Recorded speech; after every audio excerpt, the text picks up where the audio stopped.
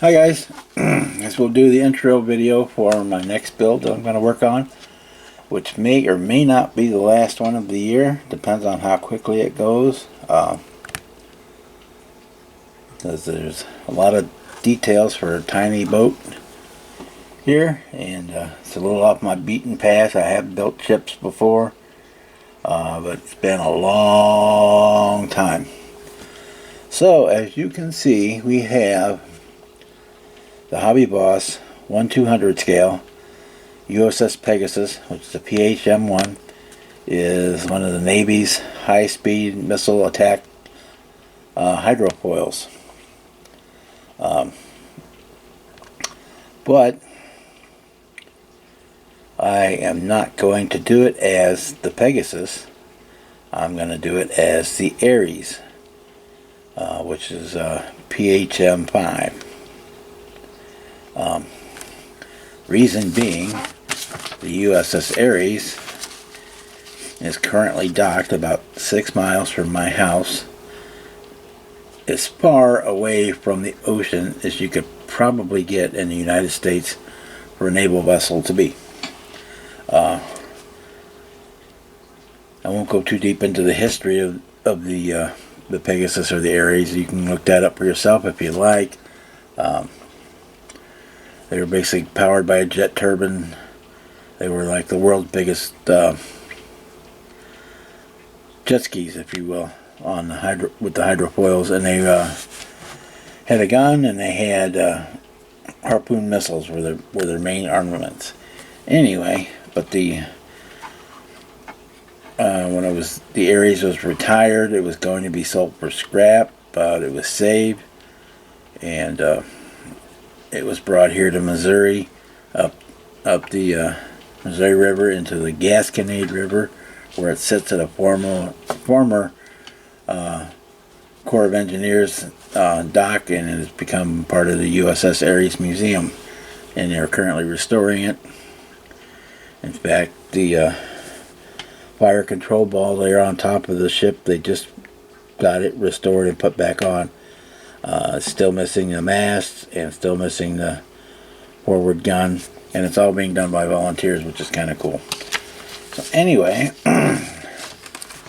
this is our color call out for the Pegasus. I'm just gonna call it the Aries, because that's where we're gonna end up being. So it's a small, basically it's about the size of what a PT boat would have been in World War II, maybe a little bigger than that. But you've got your hydrofoils underneath, and those, when they're heading into port or shallow water, the front one would swing up, and I'll show you in the model when we get to it, and the back ones would swing backwards to give them a greater draft clearance. So that's our color call outs there. One thing I do like about a lot of the Hobby Boss kits that they include a kind of a quick back sheet, I guess you would say. It's nice. It shows the artwork, cover artwork here. And it says new tooling and the decals, which aren't much, and it does come with photo etch on it.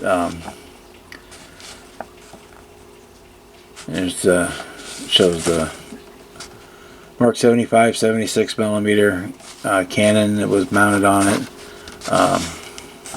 Lifeboat pods. We've got the mooring rope reels, which are all photo etch parts. Engine exhaust ducts. The aft ventilators for the engines. The Mark 94 pod fire control, and then you've got the stand here, which is photo etch. You can see anything gold on here. And our photo etch parts, the harpoon launching system, the railings are all photo etch. So it's, for a little package, it's got a lot of stuff in it. And during the hangout tonight, I started farting around with a little bit, just to give you an idea. Like a ship in 1/200 scale, you think of being huge, but this was not a large ship. Here is the hull and the hydrofoils on it. So that's where the the front, when they wanted to retract the hydrofoils, these two doors would open up and the hydrofoil would swing forward, and in that position actually stick up in the air that way. Same thing on the rear ones. They're hydraulically operated, and they would swing back, and they're actually behind the hull. And there's our two giant jet ski squirters there, if you will. Say it's not very same. It's going to be fun. It's going to be a fun build. It's kind of don't have a whole lot of steps to it, and being small, it still has a ton of parts. I mean,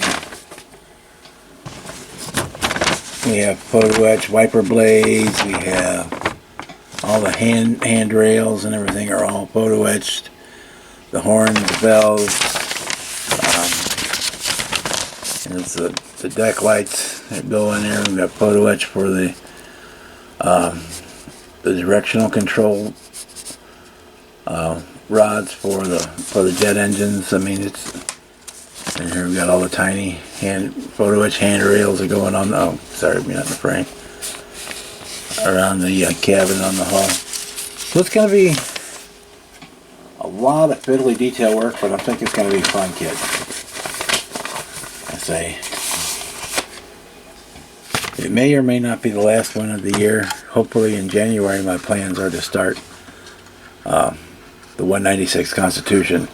But we're going to set up a full separate workbench for that. Might even put it in the furnace room next door, so that I can have one dedicated workspace for it. But keep your eyes open. We'll do updates on this one as we progress along. And as always, good morning, good evening, good night, wherever you are in the world when you watch this video. And we will see you on the next one. Bye.